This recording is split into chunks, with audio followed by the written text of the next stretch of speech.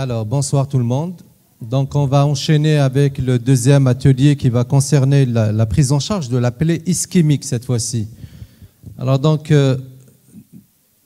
je tiens à remercier donc, éventuellement Dr Slama qui est là. Donc, c'est un angiologue que vous connaissez. Et au fait, on est là pour vous montrer comment on prend en charge le pied diabétique, c'est-à-dire vasculaire, à travers un cas clinique. Alors, on va commencer. Donc, si on parle de la problématique du pied diabétique, le pied diabétique, vous savez que c'est un problème de santé publique.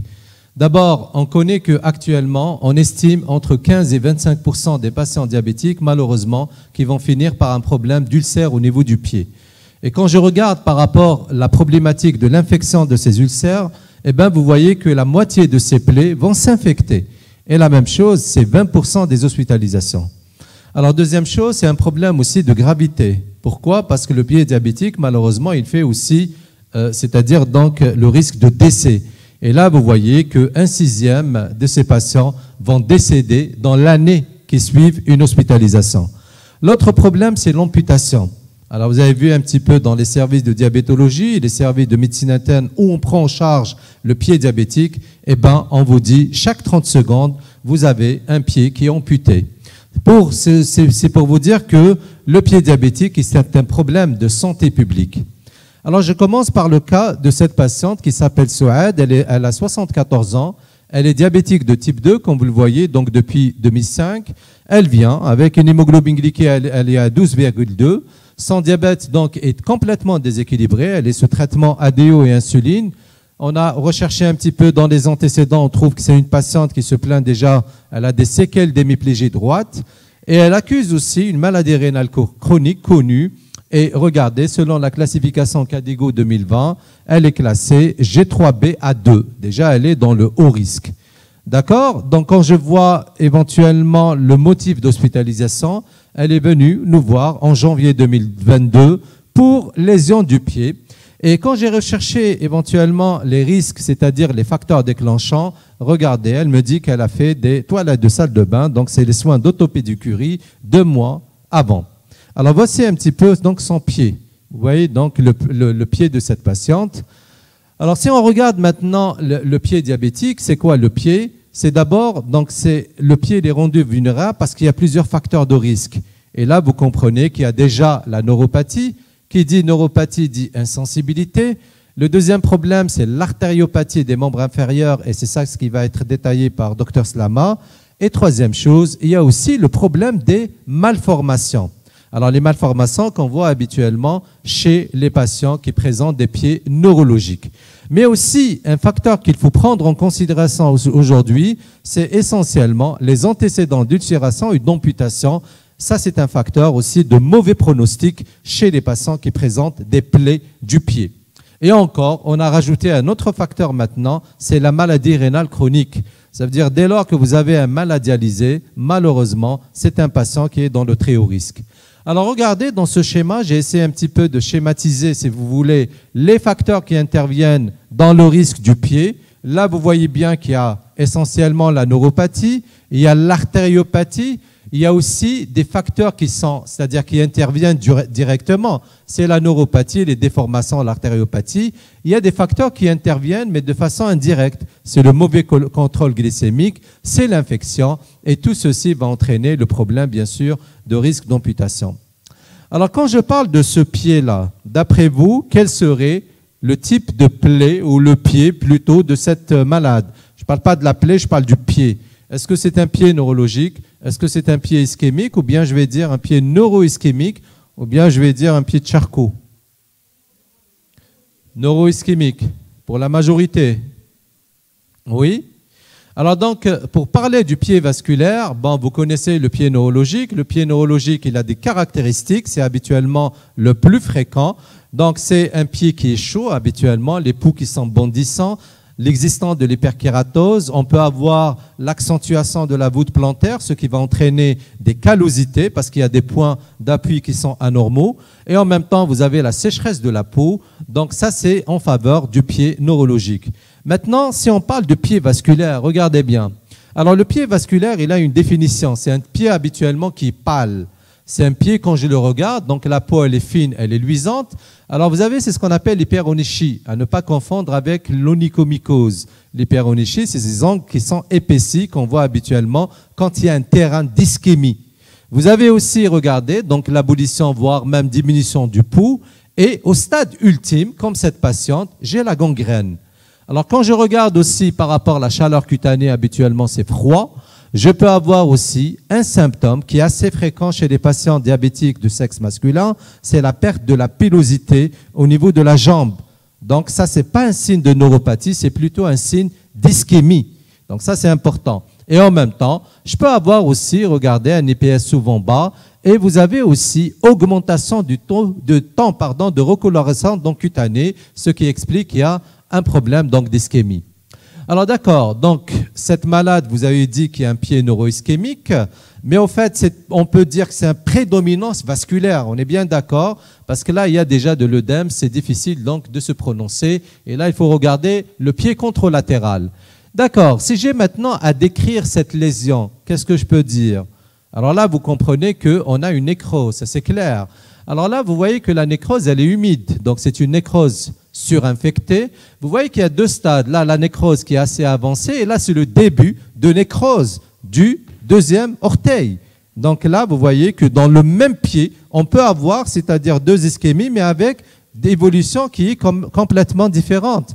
Et là, ce que je peux dire, voilà, regardez une chose qui est importante, c'est une nécrose humide surinfectée, parce que j'ai des signes inflammatoires. Et regardez, il y a une infiltration de l'avant-pied. C'est pour ça qu'on voit toujours l'avant-pied. Pourquoi? Parce que ça donne une idée sur le geste chirurgical qu'on doit faire.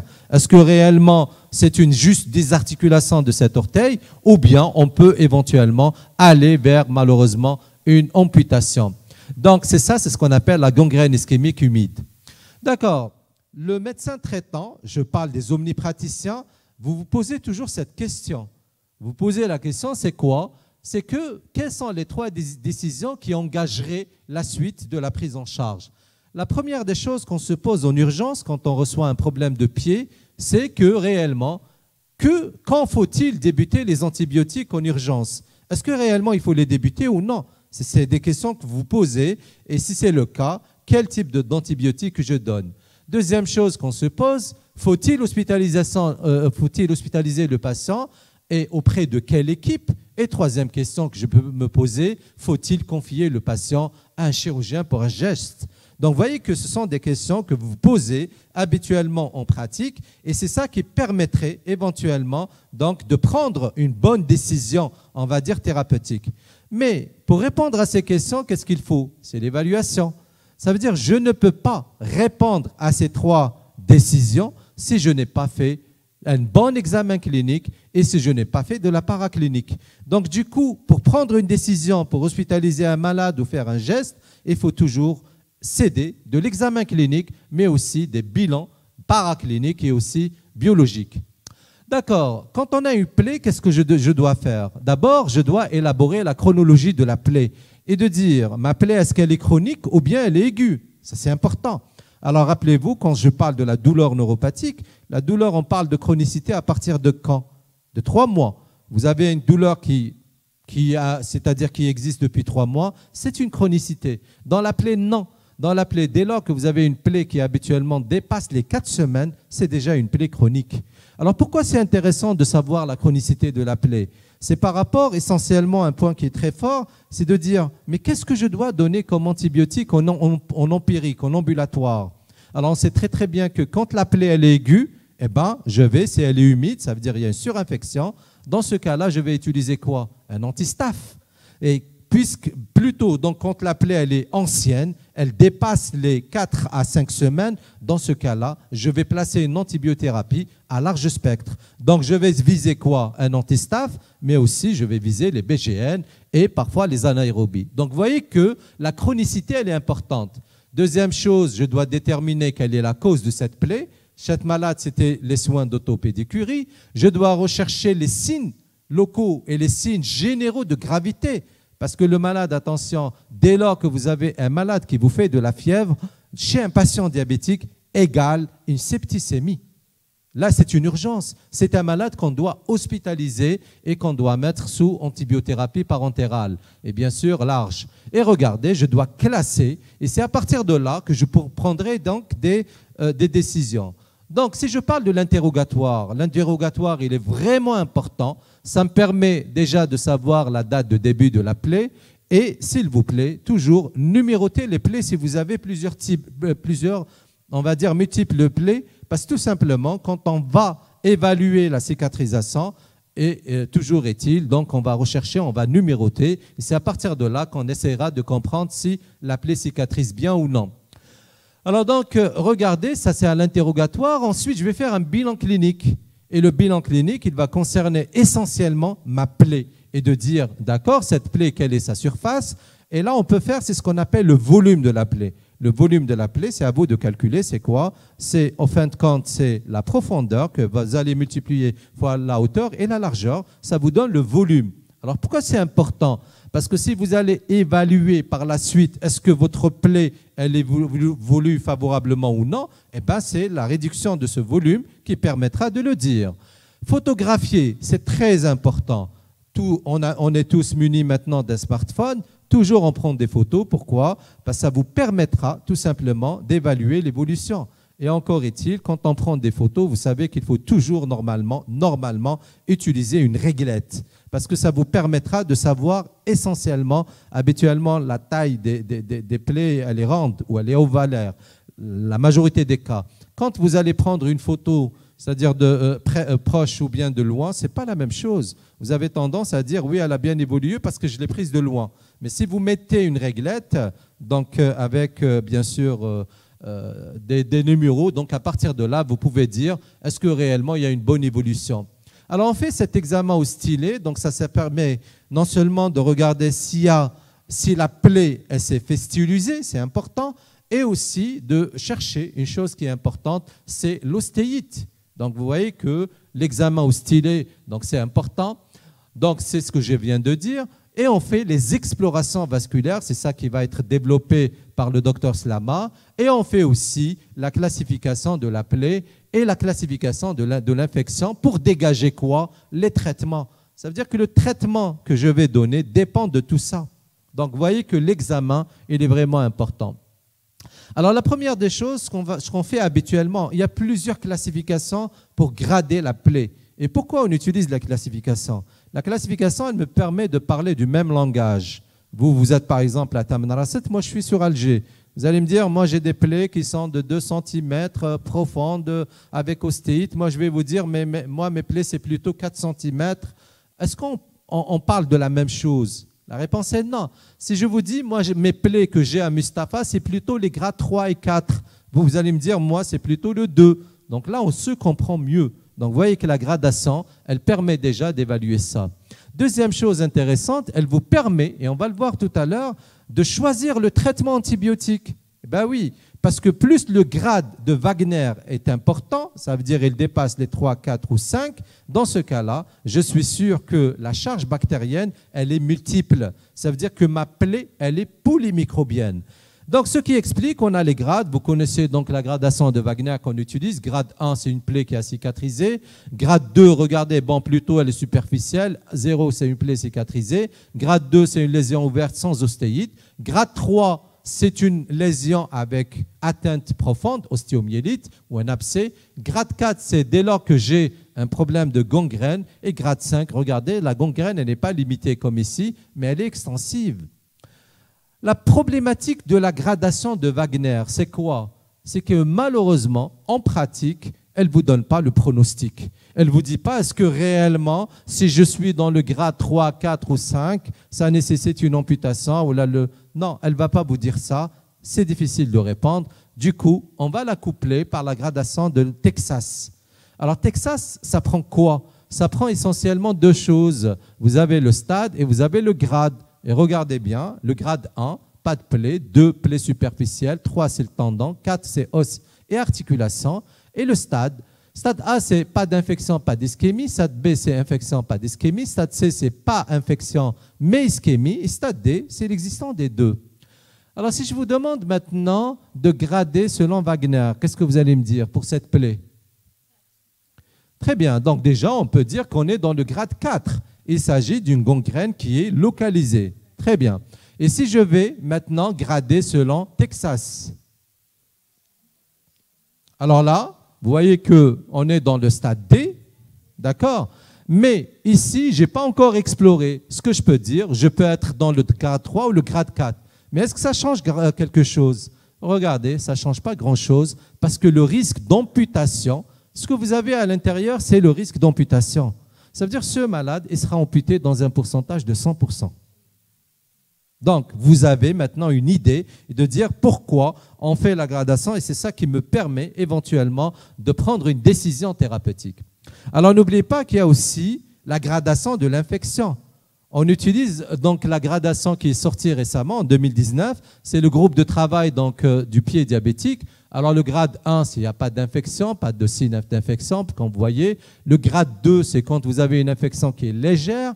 Le grade 3, c'est une infection qui est modérée. Et le grade 4, comme vous le voyez, c'est une plaie plutôt avec septicémie, en quelque sorte. Donc la gradation, celle-là, elle est très importante et elle nous permet aussi d'avoir aussi le pronostic.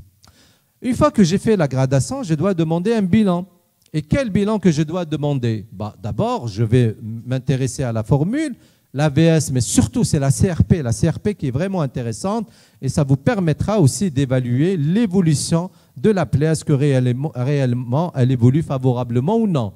Alors on peut demander aussi bien sûr la créate et le débit de filtration et regardez, je peux faire bien sûr l'exploration radiologique essentiellement à la recherche de l'ostéite, mais attention, et ça, c'est une chose qui est très importante. La traduction radiologique d'une ostéite, elle est vraiment tardive par rapport à l'examen clinique. Ce qui explique que tout simplement, c'est le bon sens clinique qui me permettra de dire que c'est une ostéite ou non. Et regardez, on fait aussi le prélèvement bactériologique et on explore sur le plan vasculaire. Alors, si je prends maintenant les ulcères du pied diabétique, vous savez que plus de 50%, ce sont des ulcères de type neurologique, suivis par les ulcères vasculaires qu'on voit dans un pourcentage habituellement de 20 à 30%. Bon, mais quand j'ai l'ulcère ischémique comparativement à l'ulcère neurologique, qu'est-ce qu'il y a comme changement? Vous voyez ici les caractéristiques par rapport essentiellement au pied, c'est ce que j'ai dit tout à l'heure, mais si on regarde de près, voici en quelque sorte la différence entre un pied ischémique et une plaie neurologique. Une plaie neurologique, regardez, c'est une plaie qui est indolore. C'est pour ça que quand vous faites un débridement, le malade ne ressent rien du tout. Donc, des rouges habbeto, aucun souci. Mais par contre, la plaie ischémique, elle est douloureuse. Vous touchez, le malade il va crier. Deuxième chose, le problème, c'est que par rapport à la localisation, la plaie neuropathique, habituellement, c'est une plaie au niveau des zones d'hyperpression. C'est où? C'est au niveau du talon et l'avant-pied. Et parfois au niveau de la face pulpaire, au niveau des orteils. Par contre, si je prends la plaie ischémique, c'est là, c'est essentiellement la face latérale ou dorsale du pied. Et vous avez aussi une localisation qui est assez gravissime, c'est le talon. Le talon il est mal vascularisé, ce qui explique que malheureusement, quand on a un problème du talon, c'est habituellement l'amputation. La plaie neurologique, vous avez l'hyperkératose autour de la plaie, chose qu'on ne trouve pas dans la plaie ischémique. L'époux, vous voyez, bon, c'est ce qu'on avait dit. Et regardez ici, c'est que la plaie ischémique, habituellement, vous avez de la nécrose.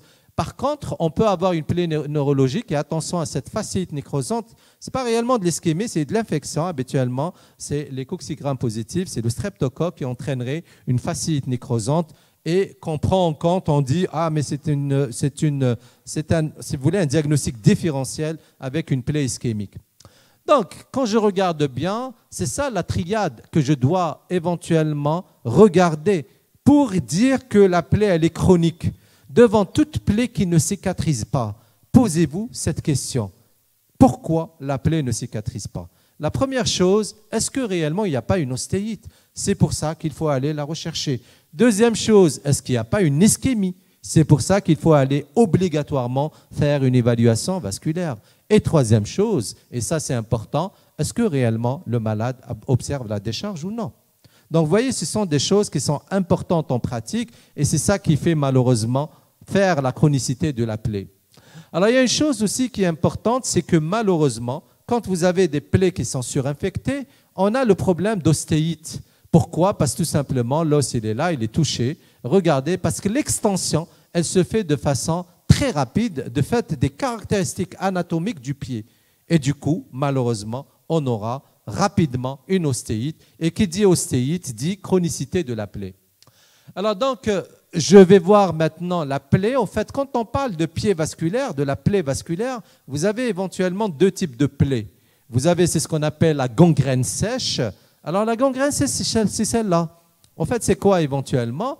Elle n'est pas infectée. Et s'il vous plaît, ne faites pas des prélèvements à une plaie qui n'est pas infectée.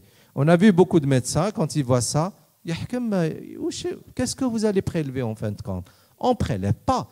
Et deuxième chose, regardez comment ça commence. Ça commence par une zone blanchâtre, habituellement froide. Ensuite, ça va se violacer. Donc, au niveau d'un orteil, ça vous donne ce noircissement. La question qui se pose, est-ce que réellement, c'est ça ce qu'on appelle une nécrose sèche en voie de momification? Est-ce que c'est réellement une urgence? La réponse est non. Ce n'est pas une urgence immédiate. Donc, ce patient-là, je peux éventuellement aller vers un geste, si vous voulez, c'est-à-dire donc temporiser la désarticulation. Il peut même perdre son pied, son orteil plutôt spontanément, ce malade. Et ce qui est important, c'est la revascularisation chez ce patient pour sauver. Mais la plaie qui est réellement une urgence, c'est la gangrène humide. Et regardez la gangrène humide, là vous la voyez bien, c'est une nécrose avec flasque hémorragique, c'est ça ce que vous allez voir. Et vous aurez ce petit décollement qu'on voit habituellement et la zone, elle est entourée par un halo inflammatoire. Alors c'est une urgence, oui, ça c'est une urgence thérapeutique. Donc vous voyez que la nécrose, la plaie ischémique, ce n'est pas une urgence. On va parler de la plaie plutôt, la nécrose sèche plutôt. Par contre, la gangrène humide, oui, c'est une urgence. Alors donc, oui, Souad, elle est venue, c'est tout ce que j'ai fait. Ensuite, je l'ai envoyée chez Dr Slama pour une évaluation vasculaire. Merci. Tu as tout dit. Très bien. Donc, je vais vous parler un peu de la vision du vasculaire sur une plaie. Donc, je vais, comme il a dit Louis, plaie ischémique, plaie neurologique, je ne vais pas me répéter. Quelle est la vision donc de l'angiologue ou du médecin vasculaire? C'est d'abord de répondre à cette petite question. S'agit-il d'une macro-angiopathie ou d'une micro-angiopathie? Quand c'est une micro-angiopathie, ça relève un peu du travail de la médecine générale, de la diabétologie, de la médecine interne, peu importe. Quand il s'agit de macro-angiopathie, là, il faut expliquer pourquoi on a une macro-angiopathie et l'intégrer dans une équation locale et globale. Alors, vous savez que la nécrose, l'ischémie, inaugure une artériopathie des membres inférieurs dans 50% des cas. Donc, il est admis actuellement que ce n'est pas la microangiopathie diabétique, mais c'est la macroangiopathie qui joue un rôle dans la pathogénie du plaie diabétique. Donc ça, comme il a dit Louis, le départ de l'atteinte quand un pied ischémique ou un pied neuro-ischémique ou ischémique, c'est une destruction vasculaire. Je ne vais pas me détailler, c'est un vol vasculaire qui va être à l'origine de destruction des vasovaromes et aboutir à la destruction du nerf qui va faire le pied diabétique sans qu'il y ait une approche, sans qu'il y ait une addition macrovasculaire. Une approche multidisciplinaire, bien sûr, ça a été dit.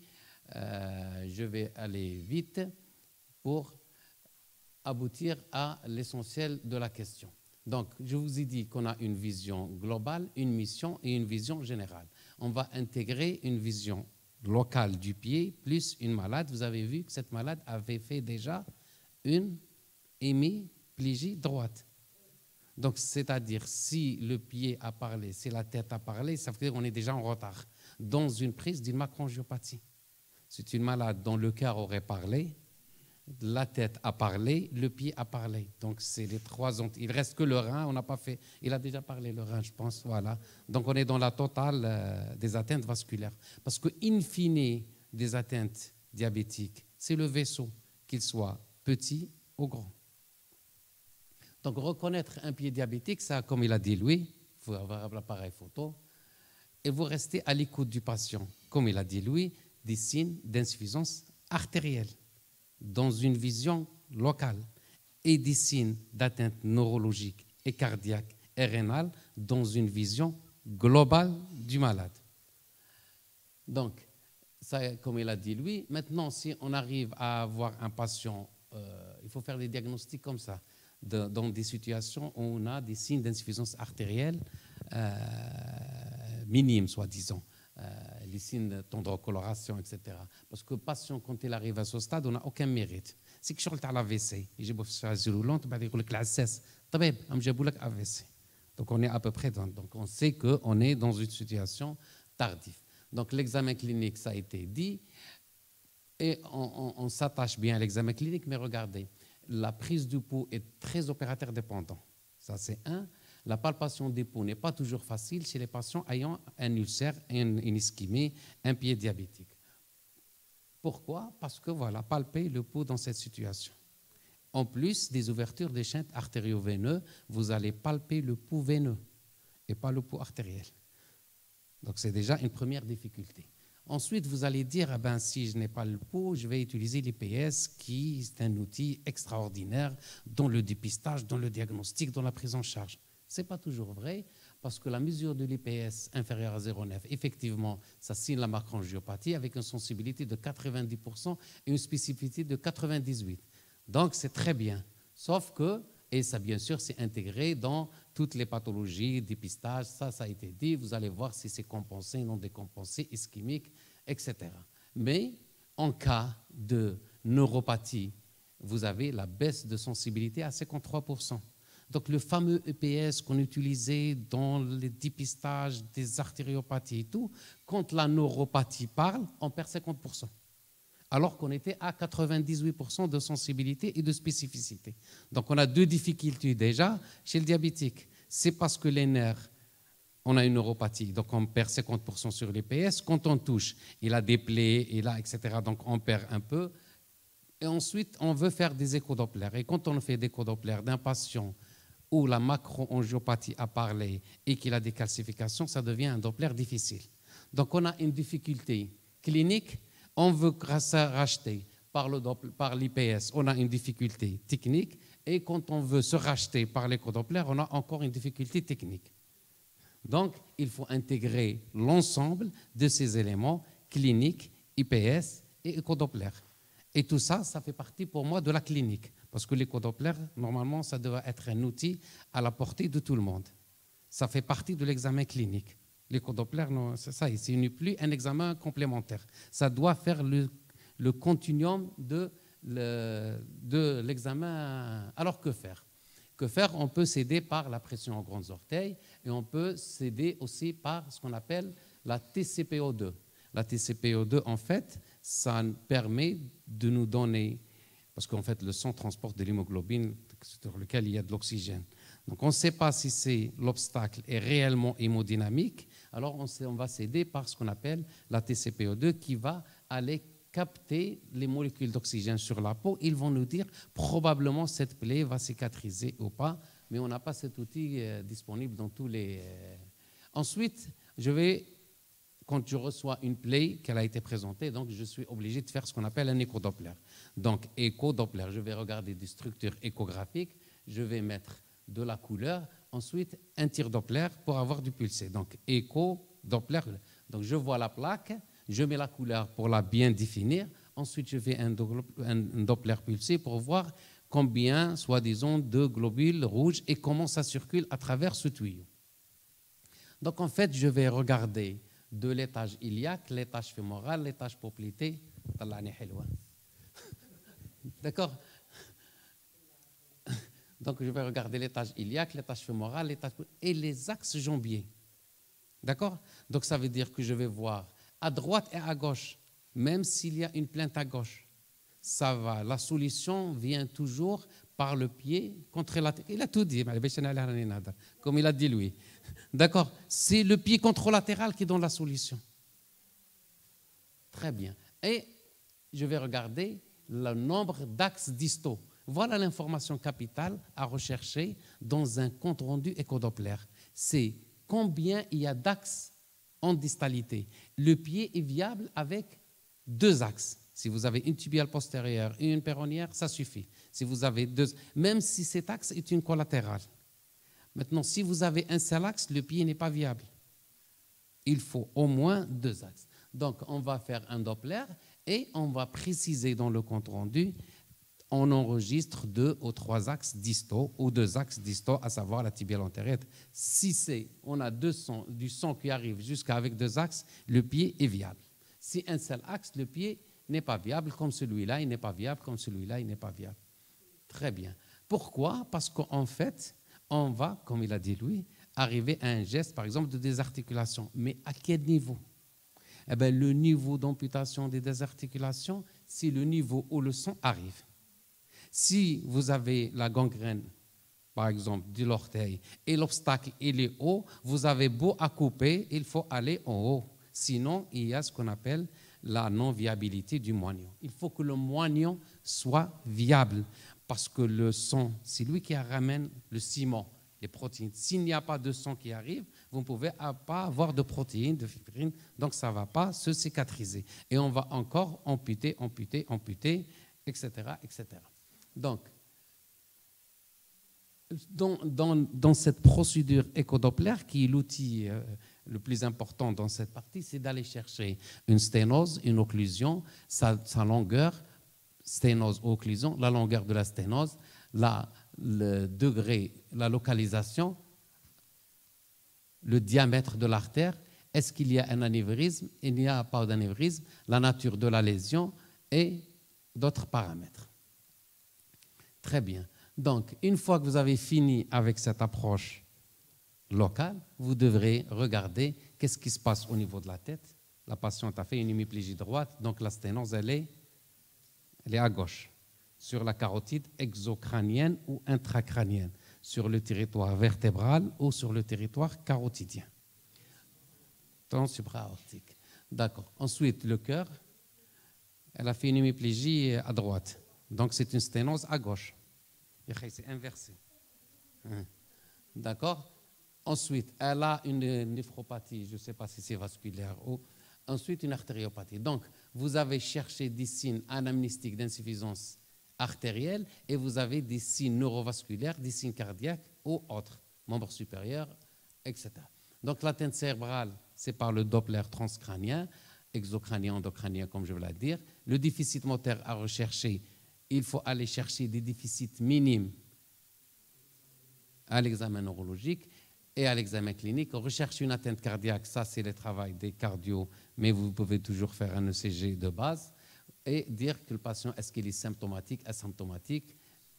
Ensuite, vous allez chercher dans cette approche, est-ce qu'il y a une atteinte de l'aorte, c'est ce qu'on appelle le dépistage de l'anévrisme de l'aorte. Clinique, bon, c'est un peu. Ensuite, c'est l'échodoppler, vous allez mesurer le diamètre de l'aorte. Bien sûr, ce diamètre est corrélé à un risque de rupture et de mortalité que je pense que vous connaissez. Après, vous pouvez poser n'importe quelle question, on va répondre. Ne posez pas surtout pas la question pour revascularisation, ça, je n'ai pas de réponse à cette question. D'accord? Ensuite, vous allez chercher une dysfonction érectile. La dysfonction érectile peut être le premier symptôme d'une atteinte artérielle.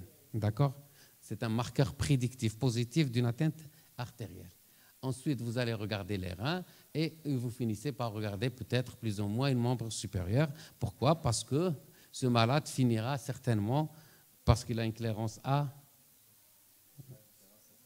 45. Donc, c'est une patient qui nécessite ce qu'on appelle une cartographie pour pouvoir faire une fistule une année avant pour que cette fistule soit mature, pour qu'on ne se thrombose pas juste après la ponction. Parce que si on l'a fait aujourd'hui et on la ponction dans un mois, elle va se thromboser. Et la viabilité de la fistule, c'est la viabilité du malade.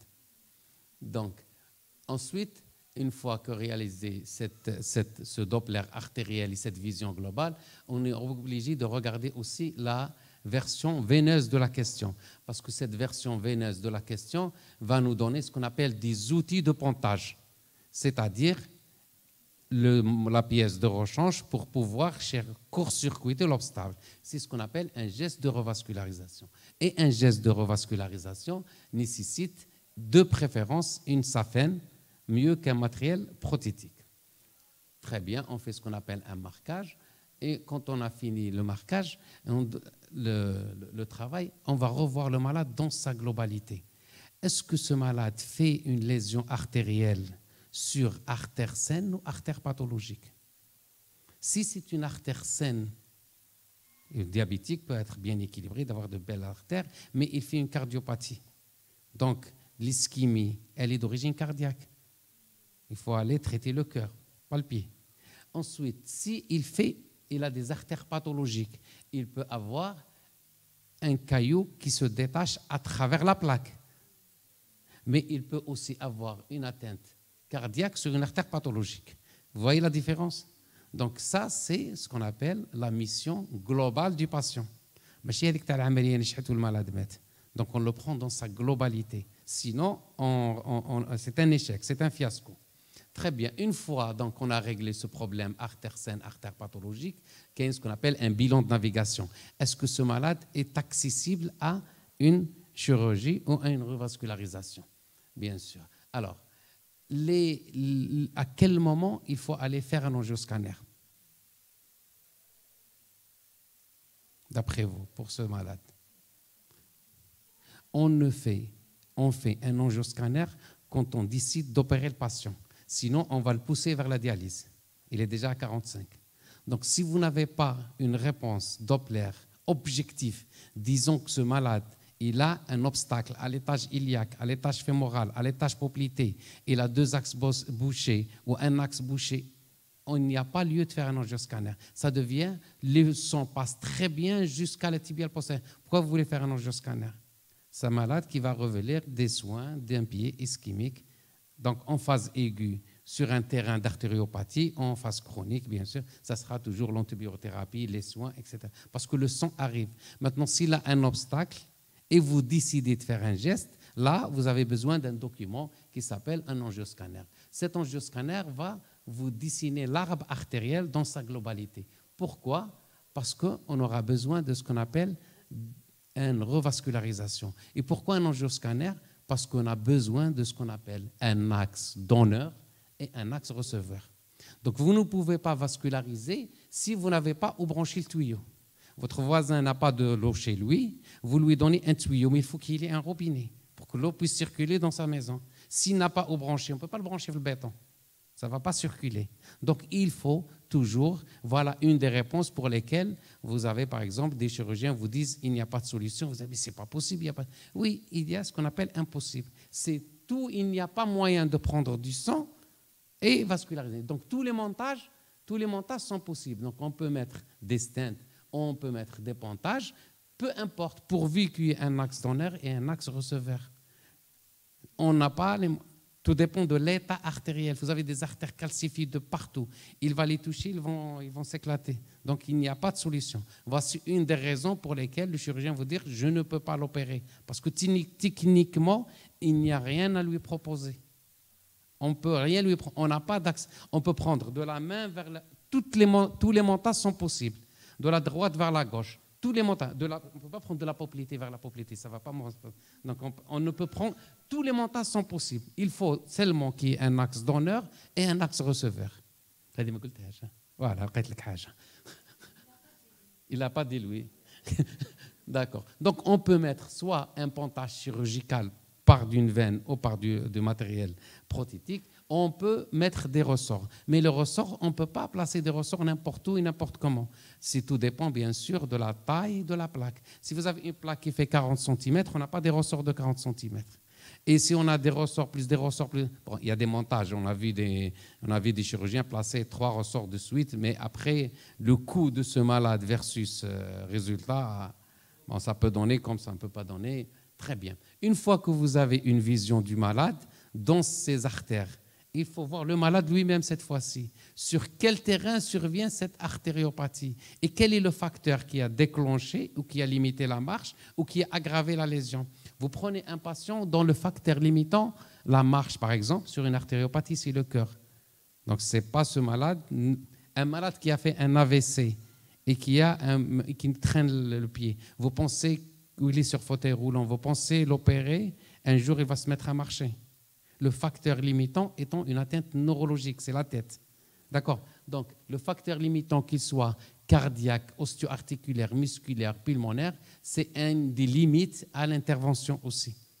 D'accord? Vous pouvez envoyer un malade, mais le réanimateur va vous dire qu'on ne peut pas l'endormir parce qu'il a une FE à 2. Donc, ça ne va pas être possible. Voilà une contrainte aussi à la revascularisation. Après, le chirurgien vasculaire, tout dépend du plateau technique qu'il a. Si vous avez une salle où vous avez le matériel qu'il faut, on peut mettre un stent, faire un pontage. Mais si le matériel n'est pas disponible, le chirurgien ne pourra rien faire. Le chirurgien ne peut faire qu'un montage d'un axe donneur vers un axe receveur. Voilà. L'approche thérapeutique après, c'est le traitement médical, comme il a dit Louis, donc corriger l'ensemble des facteurs de risque et prendre le malade dans sa globalité. Il s'applique à tous les stades de l'artériopathie. Vous ne pouvez pas revasculariser un malade qui n'a pas arrêté de fumer. Le tabac est le premier facteur de thrombose d'un montage. Donc cette malade, on va l'opérer, elle a une occlusion de la fémorale. C'est une femme, elle fume, allez. Donc le premier facteur, c'est le tabac. Donc, une fois que vous arrêtez le tabac, vous pouvez obtenir une amélioration de périmètre de marche, l'amélioration de la lésion. Maintenant, quel malade faut demander à marcher qui a une plaie? On ne peut pas demander à un malade qui a une plaie de marcher, ça va aggraver la lésion. Donc, en phase aiguë d'ischémie, un malade se met au repos. Parce que la plaie va demander, quand vous allez faire de l'effort, quand vous allez demander, c'est le muscle qui va prendre la quantité d'oxygène qui arrive. Elle va être départagée entre la plaie qui a besoin plus de sang et le reste du muscle qui demande du sang aussi. Les montages, on avait dit, le sévrage tabagique, le programme d'entraînement à la marche. Alors, vous avez les malades qui sont diabétiques, qui ont une artériopathie ischémique ou claudiquant ou débutante. Généralement, ça commence par des douleurs musculaires et tout. C'est le premier signe. C'est pour ça que je vous dis le départ est une atteinte neurologique, c'est vrai. C'est là où le patient va chez le rhumato ou là, je ne sais pas, pour des douleurs musculaires à l'effort. C'est là, c'est le premier, c'est là où il fallait faire les Doppler. On fait le Doppler, quel malade j'ai les Très bien. Donc, le programme de la marche. Après, les montages et versus marche et tout, versus la marche, ça a été démontré par l'étude de Clever. Les patients qui sont intégrés dans un programme de marche et de rééducation améliorent plus leur périmètre de marche versus malades qui ont été pontés, surtout si ce pontage est en sus-gonal. Très bien, je pense que je vais m'arrêter là. Je vais vous laisser la parole. S'il y a des questions, sauf la question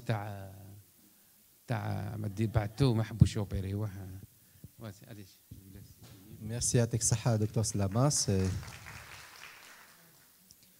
Alors, si on revient maintenant à ce patient, d'accord, donc j'ai fait une évaluation complète chez Dr Slama. Maintenant, je dois rechercher aussi, est-ce qu'il y a une ostéite ou non? Alors, qu'est-ce qu'on fait en pratique? J'ai dit tout à l'heure que oui, on fait la radio, mais parfois, la radio, elle peut être avec une traduction radiologique qui est tardive par rapport à la clinique. Voici ce que vous allez faire. Donc, vous allez faire l'examen au stylet. Stylet, donc, qu'est-ce que je vais faire? Donc, je vais rentrer cette pièce métallique et je vais essayer de chercher le contact osseux.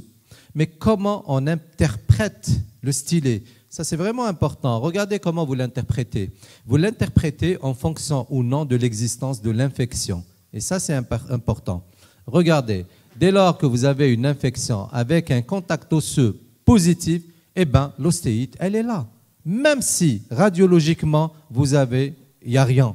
Parce que tout simplement, dans quelques jours, vous allez voir que vous allez la voir à la radio. C'est important. Si j'ai, par exemple, donc, un test qui est négatif, il n'y a pas de contact osseux, par contre, j'ai de l'infection. Dans ce cas-là, l'ostéite n'est pas exclue.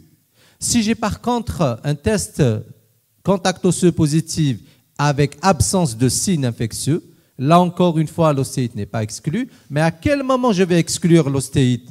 C'est que si je n'ai pas de contact osseux et cliniquement, je n'ai pas de signes infectieux.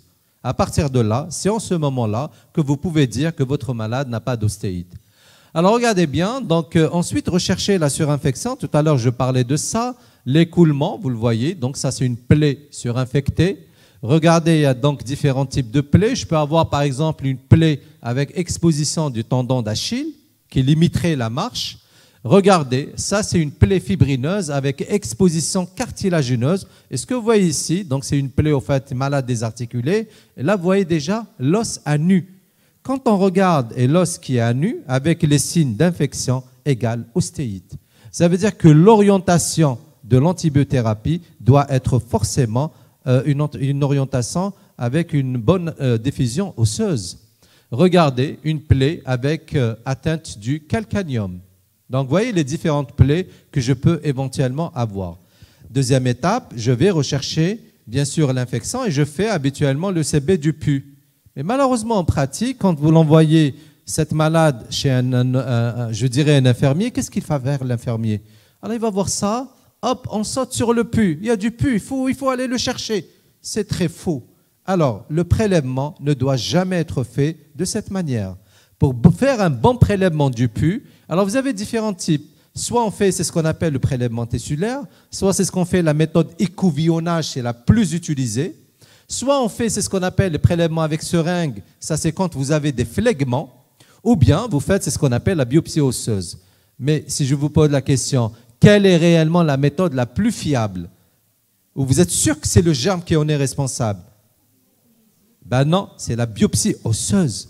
C'est le seul examen qui vous permet de dire oui, ma plaie, c'est celle-là, c'est ce germe qui en est responsable.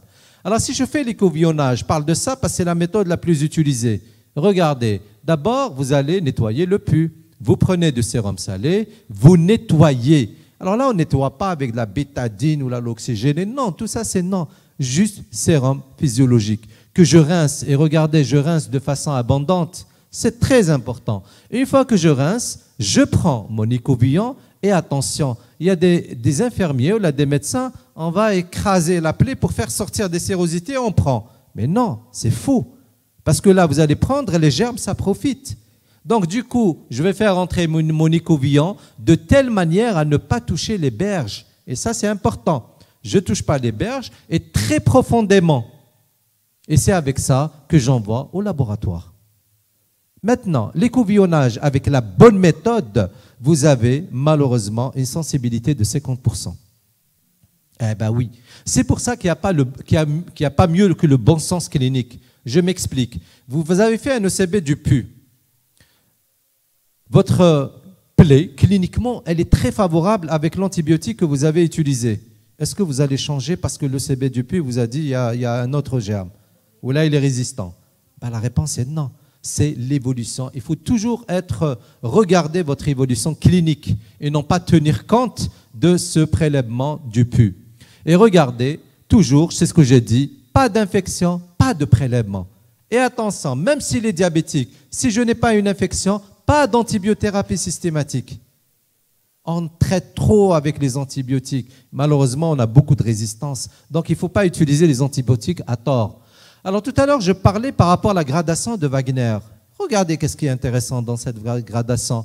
Parce que quand on a une plaie surinfectée comme cette malade qui est venue, où je suis obligé de mettre d'abord des antibiotiques pour décider d'un geste ultérieurement, ben, qu'est-ce que je dois faire? Je dois donner une antibiothérapie empirique. Mais quel antibiotique je dois donner? Eh bien, je vais regarder mon Wagner et rappelez-vous l'histoire clinique de ma plaie. Elle date depuis quand? C'est important. Donc, si je regarde que ma plaie, elle est ancienne et qu'elle est gradée 3, 4 ou 5, je suis sûr que j'ai éventuellement 3 germes. Ça veut dire que je peux avoir les coccigrammes positifs, chef de file, le staphylocoque, les BGN et encore les anaérobies. Alors, cette histoire de mettre systématiquement du flagelle, du metronidazole, non, il ne faut pas le faire. Vous avez essentiellement, vous savez que le prélèvement, quand on fait les prélèvements, tous les prélèvements que vous faites en pratique, ce sont des prélèvements aérobiques. Mais je fais le Jazair des prélèvements anaérobiques. Ça existait depuis quelque temps. C'était des projets de recherche. Ça coûte cher, prélèvements anaérobiques. Mais vous avez 3 signes qui vous évoquent l'existence des anaérobies. D'abord, l'odeur nauséabonde. Deuxième chose, quand vous touchez votre plaie, vous palpez, vous allez trouver des crépitants. Et vous faites une radio, vous allez trouver des géodes. C'est là on suspecte l'existence des anaérobies. Et c'est là où vous placez votre flagelle. Donc vous voyez que le flagelle qu'on utilise de façon, je dirais, excessive, ne trouve pas parfois sa place. Alors une fois que j'ai fait ça, bien sûr, je vais repérer les signes d'ostéite et regarder Contact osseux, encore une fois. Il y a une corrélation avec le bilan inflammatoire aussi. Plus la CRP ou la VS est élevée, plus vous suspectez une ostéite. Un examen clé que vous faites déjà à l'examen à la main, donc regardez, c'est l'aspect de l'orteil en saucisse. Vous prenez, vous voyez que l'orteil est complètement en saucisse, ça c'est un signe d'ostéite. Mais pour dire avec exactitude que j'ai une ostéite, il faut aller faire la biopsie. La biopsie, malheureusement, donc, elle n'est pas faite chez nous. Voici comment on l'a fait. On arrête, au fait, l'antibiothérapie pendant 15 jours pour faire la biopsie osseuse. Et regardez, qu'est-ce qu'on fait? On va faire, regardez, normalement, c'est les orthopédistes qui la font. Alors, on ne prélève jamais là où il y a la plaie. Non. Ici, c'est une plaie qui siège au niveau de la face plantaire de l'orteil. On prélève toujours au niveau de la face saine. On fait rentrer et on prélève et après on envoie. C'est avec cette méthode que vous pouvez dire oui, c'est le germe qui en est responsable. Alors donc, si je regarde la définition de l'ostéite, regardez, on est certain qu'il y a une ostéite dans 3 ou 4 conditions. La première, c'est ce que je viens de dire, la biopsie osseuse. La deuxième, c'est quand vous voyez qu'il y a du pus dans l'os. Troisième chose, c'est quand vous voyez qu'il y a un séquestre osseux, où là, vous faites l'IRM et on vous dit, ah, il y a un abcès intraosseux. C'est là où on est sûr qu'il y a une ostéite. Donc, vous voyez que c'est très, très important en pratique. Maintenant, quels sont les gestes que je dois faire chez cette patiente? Alors, il y a le repos, la décharge de la plaie. Donc, tout à l'heure, on parlait de ça. Et il ne faut pas oublier d'équilibrer son diabète. Elle est complètement déséquilibrée parce qu'un bon équilibre permet aussi d'améliorer la cicatrisation. Une bonne antibiothérapie, soins locaux, atteinte osseuse, je parle de gestes chirurgicaux, et l'intérêt peut-être de la revascularisation, surtout pour sauver l'autre pied. Alors donc, on se pose toujours la question, mais quand est-ce qu'on doit hospitaliser? C'était ça, en fait, la question. Vous hospitalisez, regardez, dès lors que vous avez des signes de gravité locaux ou bien généraux, dès lors que vous avez donc présence d'une artériopathie. L'existence d'une artériopathie, une plaie ischémique, égale une plaie normalement qui doit être hospitalisée.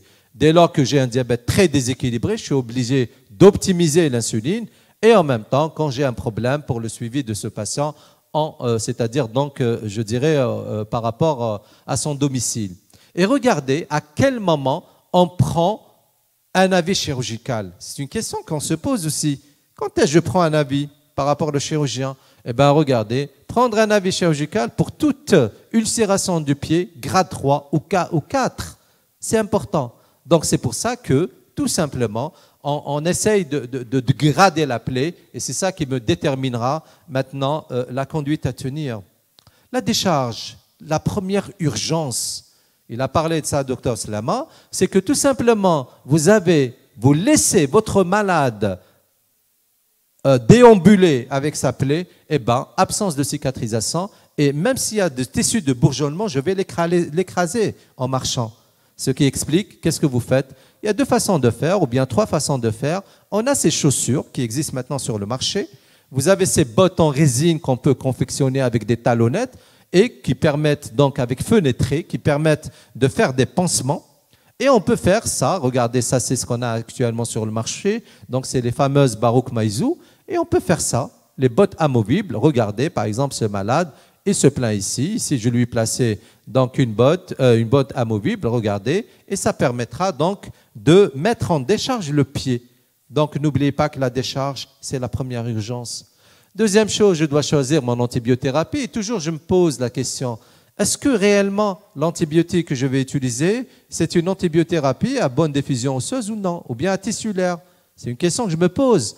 Et regardez, c'est que parfois, je suis obligé d'utiliser des posologies fortes et surtout, on associe, et je me pose la question par rapport à la durée du traitement. Alors, pour répondre à ça, maintenant, essayez de comprendre est-ce que réellement vous avez une atteinte des tissus mous ou bien vous avez plutôt une ostéite. Ce n'est pas la même chose. Si vous avez une atteinte de la peau, des parties molles, eh bien, voici ce qu'on utilise. Et bien sûr, vous avez les aminosides, les quinolones, la clenda, les bêta-lactamines, etc., les céphalosporines. Mais regardez bien, la problématique en pratique, c'est que quand on a une ostéite, qu'est-ce qu'on doit utiliser? Eh bien, vous avez éventuellement sur le marché algérien, voici ce qu'on utilise. Soit la rifampicine, clindamycine qui n'est pas disponible, on a les quinolones, on a l'acide fusidique. Maintenant, si je pose la question, mais quel est réellement le gel, c'est-à-dire l'antibiotique qui a le plus de diffusion osseuse, d'après vous? Eh bien, ce n'est pas l'équinolone. L'acide fusidique, j'étais sûr, eh bien, c'est la rifampicine. La rifampicine, c'est la bonne, si vous voulez, c'est le bon antibiotique qui a la très bonne diffusion osseuse. Mais en Algérie, on ne l'utilise pas. Mazana fait la tuberculose, donc c'est un produit que je ne peux pas. Sinon, on crée des résistances. Mais si je regarde par rapport aux autres produits, c'est pour ça qu'on les associe. L'acide fusidique, quinolone, c'est une bonne association pour agir sur l'ostéite. Donc ça, c'est intéressant. Et ensuite, je me pose la question, mais quelle est la durée du traitement? Alors là, regardez, bien sûr, j'ai dit qu'on ne traite pas une plaie qui n'est pas infectée. Mais si je vois la durée du traitement quand j'ai une ostéite, voici comment on propose. Regardez, j'ai une plaie chronique. L'ostéite, elle est chronique. Eh bien, c'est 3 mois de traitement. Même si votre plaie, elle a cicatrisé. Pourquoi? Parce que l'os, il met du temps pour stériliser comparativement au tissu mou. Si j'ai une ostéite, mais en fait aiguë, jdida, c'est 4-6 semaines, je peux utiliser l'antibiotique à bonne diffusion osseuse pendant 4 à 6 semaines. Mais si j'ai une ostéite, je l'ai envoyé chez le chirurgien, il a fait une résection. Eh bien, non, voilà 15 jours.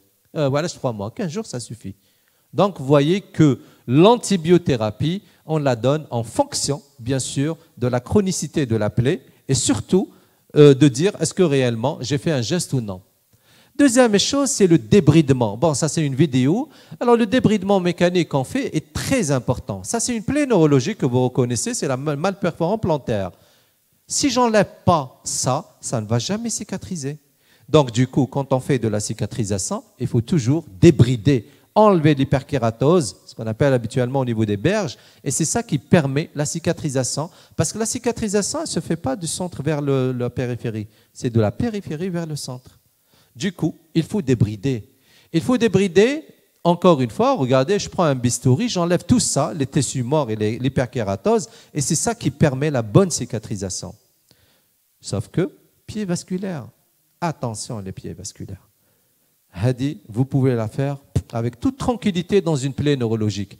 Dans une plaie vasculaire, il y a un perturbateur dans la salle qui est au fond.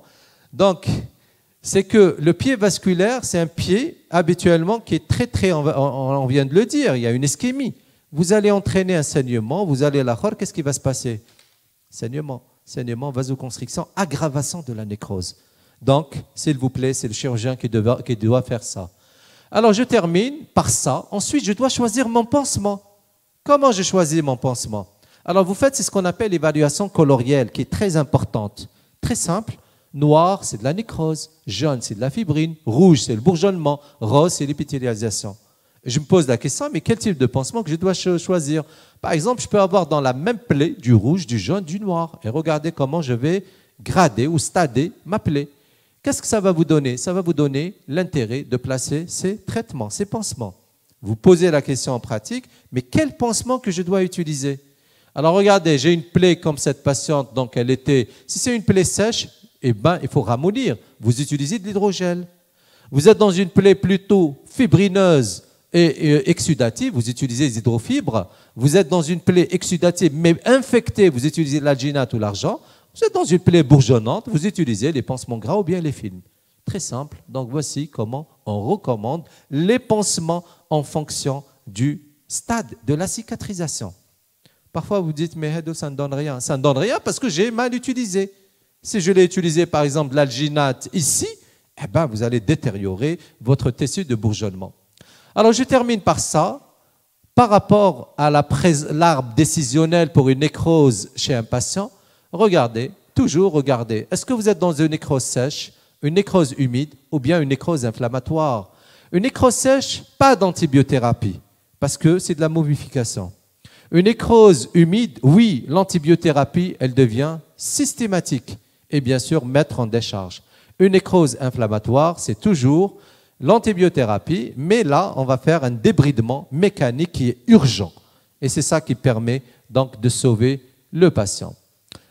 Et bien sûr, la revascularisation, il a très bien détaillé donc Dr Slama. Et au fait, cette patiente, malheureusement, elle a fini par un geste d'amputation. Donc, vous voyez que ça commence par une nécrose de l'orteil. Si elle est surinfectée, extension, et du coup, malheureusement, le terrain artériel, il est assez altéré, c'est l'amputation. Voilà, ya'tikum saha. Et peut-être que je vais donner la parole au professeur Azouk pour le... Oui, allez-y, pardon.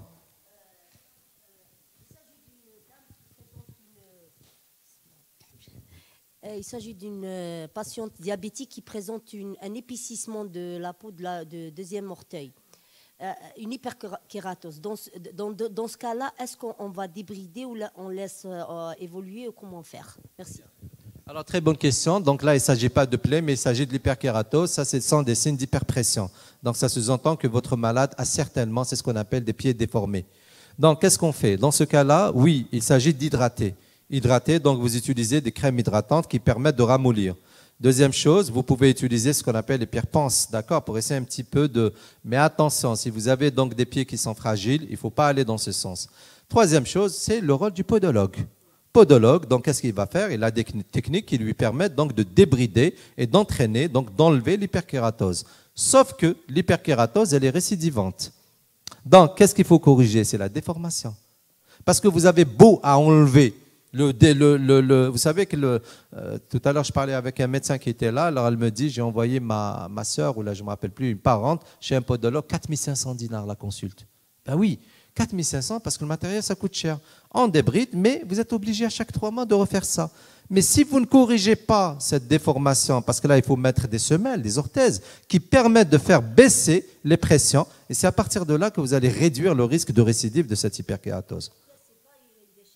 Non, ça n'a rien à voir. Ce sont des orthèses, c'est ce qu'on appelle des semelles qu'on place dans les chaussures. Mais là, c'est le rôle du podologue. Oui? En cas de décharge, est-ce qu'on le met sous traitement anticoagulant pour éviter le train? Alors, je donne la parole au Slama, le vasculaire. L'anticoagulation trouve une place quand le malade est immobilisé à raison préventive. Ce sera des HPPM à condition qu'il n'y ait pas une insuffisance rénale. Ou il y a un terrain qui nécessite une anticoagulation. Dans des pathologies vasculaires, ce n'est pas plus l'anticoagulation, mais c'est l'antiagrégat plaquettaire. Je ne voulais pas détailler. Donc c'est le tripier qui appelle IEC, antiagrégat plaquettaire, et statine full dose. Quand on a une lésion vasculaire, mais quand on a une lésion cardiaque ou facteur de risque thromboembolique majeur, on met le patient sous anticoagulant, à dose préventive, sauf ACFA. Là, ça change carrément la donne. Donc, on donne l'anticoagulant quand c'est un malade sain, sans cardiopathie, sans artère saine, on a fait une décharge et on a immobilisé. Selon le délai d'immobilisation, parce qu'il y a une définition de l'immobilisation, donc on met une dose préventive. Voilà. On n'a rien à changer. Donc, entre IEC et OARA2, il n'y a pas une supériorité dans la... Alors, les vasodilatateurs, en cru comme ça, ils n'ont pas d'indication. Maintenant, ça c'est là comme les insuffisances veineuses avec des grosses veines et tout, et on donne des vénotoniques. Ça ne donne rien. Maintenant, si vous avez un patient qui a une pathologie, si vous permettez, je finis. Donc, si vous avez des vasodilatateurs qui améliorent le confort du patient, eh ben, ils sont bons s'ils s'avèrent efficaces. Donc, je ne suis pas M. Vidal, mais la pratique courante de tous les jours, les patients qui sont ischémiques, qui ont un périmètre de marche réduit, qui ont une plaie, vous donnez des vasodilatateurs, vous donnez de l'Ispritzell, ça ne va pas déboucher. Sauf si le patient il est en phase intermédiaire et vous constatez qu'il y a une amélioration de périmètre de marche et il y a moins de douleur, eh ben, tant mieux. Parce que aussi la douleur crée aussi le vasospasme. Hein. Donc c'est un peu... Donc le fait de donner des antalgiques et des vasodilatateurs, si ça s'avère efficace, donner une boîte, pas un QSP de 6 mois, donc, mais dans les études comme ça, le retour n'est pas bon en matière de vasodilatateurs. Sauf si vous donnez des vasodilatateurs puissants. Alors là, on est dans les 2000 € la boîte, c'est l'hélioplast et tout, donc ce n'est pas le praxilène qui va régler le problème. Voilà. Merci, docteur Awish, docteur Slama. Alors, la prochaine fois, vous nous choisissez une patiente avec une fin plus heureuse, hein, pas l'amputation à la fin. Voilà, donc nous arrivons au terme de notre première journée Donc, nous remercions tous les participants, tous les communicants, les sponsors grâce auxquels donc, cette journée a été rendue possible. Nous vous donnons, Inch'Allah, si Dieu nous prête vie, donc rendez-vous pour l'année prochaine. Et merci pour tout le monde.